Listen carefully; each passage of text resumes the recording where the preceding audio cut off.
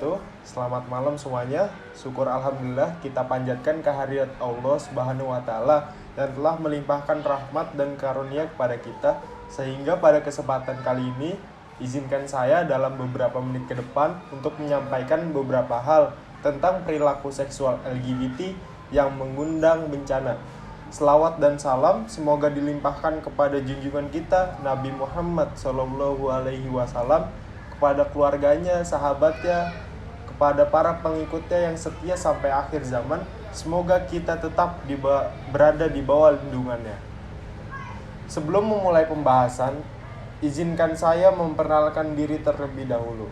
Sebab ada pepatah yang mengatakan, tak kenal maka tak sayang. Karena saya sayang kalian. Perkenalkan, saya Fadli Salim, mahasiswa psikologi Universitas Muhammadiyah, Profesor Dr. Hamka. Melihat kondisi umat akhir-akhir ini sudah cukup mengkhawatirkan, yaitu dengan maraknya kerusakan moral, maraknya penyebaran narkoba dan pornografi, begitu juga gerakan yang ingin melegalkan perkawinan sesama jenis atau LGBT. Yang jelas-jelas ini bertentangan dengan agama maupun UUD 1945 dan Pancasila sebagai dasar negara kita. Perbuatan homoseksual jelas-jelas merupakan perbuatan munkar yang harus diberantas demi menyelamatkan umat dan bangsa dari kehancuran, dan perilaku ini mengundang murka Allah Subhanahu wa taala. Al-Quran telah menjelaskan kisah kaum Lut.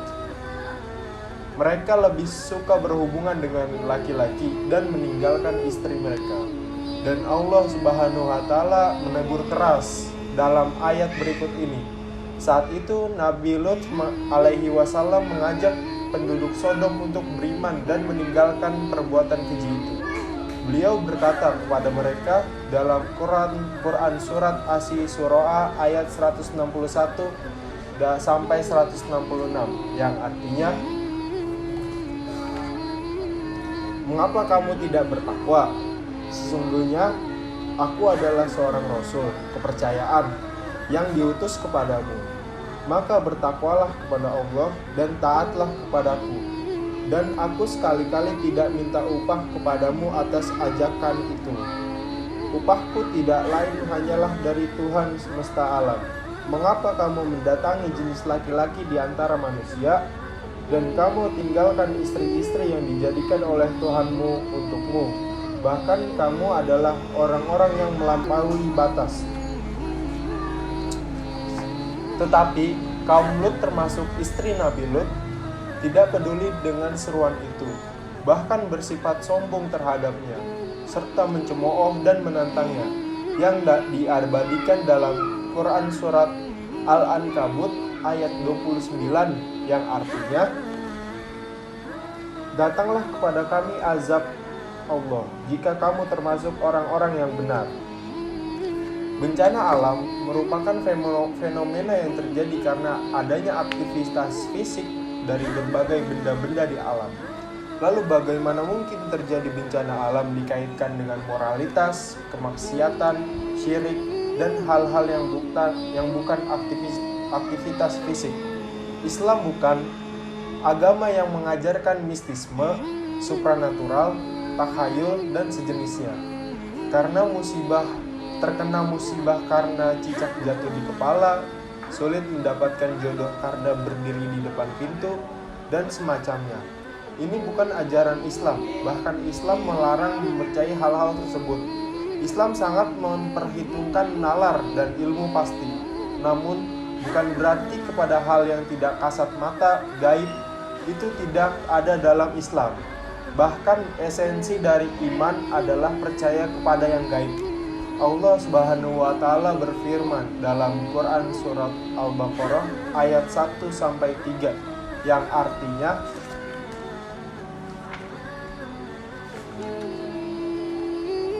Alif Lam Mim. Al-Quran adalah kitab yang tidak terdapat keraguan. Ia adalah petunjuk bagi orang-orang yang bertakwa, yaitu orang yang mempercayai kepada hal yang gaib, yang mendirikan sholat dan menafkahkan sebagian rezeki yang kami anugerahkan kepada mereka. Orang-orang yang bermodalkan dengan nalarnya mengatakan, fenomena alam ini tetap terjadi walau tanpa atau dengan adanya maksiat. Lalu mereka mempertanyakan bukti ilmiah, hasil penelitian, data statistik yang menunjukkan adanya keterkaitan antara bencana alam dengan maksiat. Anggap saja, belum pernah ada orang yang meneliti secara statistik atau penelitian ilmiah bencana alam bahwa bencana alam memiliki hubungan dengan adanya maksiat. Namun, pernyataan bencana alam tidak memiliki hubungan dengan adanya maksiat pun merupakan sebuah hipotesis yang perlu pembuktian ilmiah. Dan untuk membuktikan hipotesis ini sendiri pun hampir tidak mungkin, karena maksiat, kecilnya maupun besarnya, tersebar di seluruh dunia. Di setiap waktu dan tempat, hampir tidak ada waktu dan tempat di dunia ini yang kosong dari maksiat. Saya dan teman-teman sekalian dan seluruh manusia yang tidak lepas dari salah dan dosa.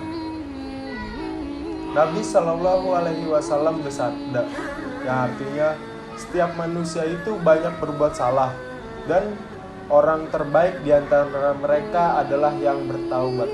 Hadis riwayat At-Tirmizi. Jadi, ternyata orang yang mengatakan bencana alam tidak memiliki hubungan dengan adanya maksiat, hanya berlandaskan pada hipotesis yang lemah. Mereka memiliki alasan lain. Andai bencana dengan maksiat ada hubungannya, mengapa tempat yang banyak maksiat, banyak yang jarang terjadi kena bencana? Jika kalian menginginkan setiap orang yang ketika berbuat maksiat tiba-tiba disambar petir dari langit lalu mati, tentulah semua orang akan menjadi saleh semua. Tidak ada lagi maksiat, tidak ada lagi ujian keimanan, tidak ada lagi tobat, dan mungkin bumi sudah bisa disebut surga. Inilah bagian dari misteri ilahi. Allah Subhanahu wa Ta'ala terkadang menimpakan musibah pada kaum bejat saja, sebagaimana kaum Ad dan kaum Samud karena kebejatan mereka, dan terkadang Allah menimpakan musibah kepada kaum yang di dalamnya terdapat orang sahih juga. Ketika terjadi sekecil apapun, ketika orang-orang sahih enggan menasihati dan mencegah maksiat tersebut, bukan tidak mungkin bencana akan datang. Ya, memang bencana alam ini adalah fenomena alam yang dapat dijelaskan dengan ilmu atau ilmu alam.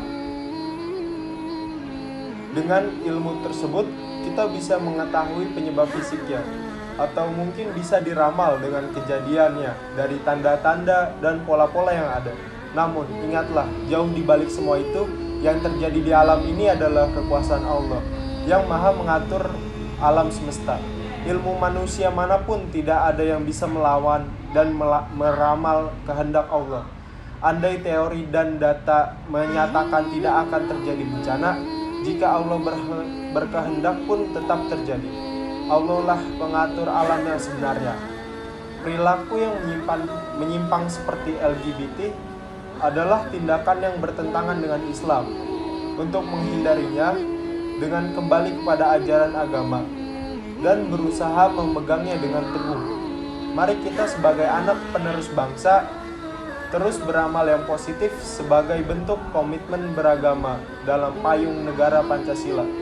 Mari kita bersama berdoa agar umat dan bangsa kita dijauhkan dari perpecahan, musibah, dan Allah menjadikan bangsa ini sebagai bangsa yang aman, adil, dan sejahtera. Amin ya rabbal alamin.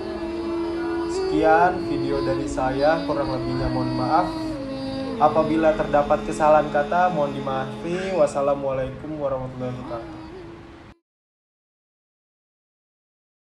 Nabi Lut mencoba menyadarkan kaumnya bahwa tindakannya itu tercela. Namun kaumnya tidak mau peduli. Mereka tetap menuntut agar Nabi Lut menyerahkan tamunya. Di saat yang genting itu, tiba-tiba kedua tamu Nabi Lut mengatakan bahwa sebenarnya mereka adalah utusan Allah. Kedua tamu itu menyarankan agar Nabi Lut untuk tenang dan meminta Nabi Lut sekeluarga beserta pengikutnya untuk meninggalkan negeri Sodom di malam hari, dan kedua utusan Allah itu juga meminta Nabi Lut dan pengikutnya untuk tidak berpaling melihat ke belakang. Maka keluarlah Lut sekeluarga melalui pintu belakang. Hari menjelang pagi, penduduk Sodom yang menunggu di depan rumah Nabi Lut tak sabar lagi. Mereka nekat mendobrak pintu rumah Nabi Lut.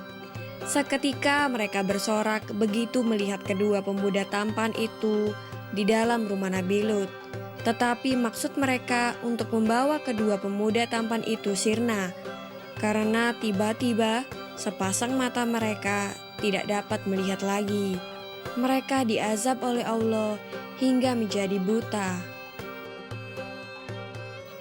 Keesokan paginya, datang lagi azab Allah yang lain. Negeri Sodom ditimpa gempa bumi yang sangat dahsyat, dan kaum durhaka itu dihujani batu yang sangat besar dan berjumlah sangat banyak, sehingga tidak ada seorang pun yang hidup.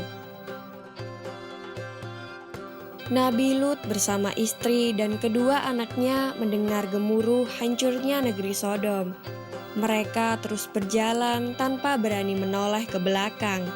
Namun istri Nabi Lut tergerak hatinya untuk menoleh. Maka istri Nabi Lut seketika berubah menjadi batu dan musnah bersama penduduk Sodom yang durhaka itu. Demikianlah kisah Nabi Lut alaihi salam yang berdakwah di negeri Sodom. Semoga kita dapat mengambil hikmah dari kisah ini, agar tidak durhaka dan melanggar larangan Allah Subhanahu wa Ta'ala. Amin ya Rabbal 'Alamin.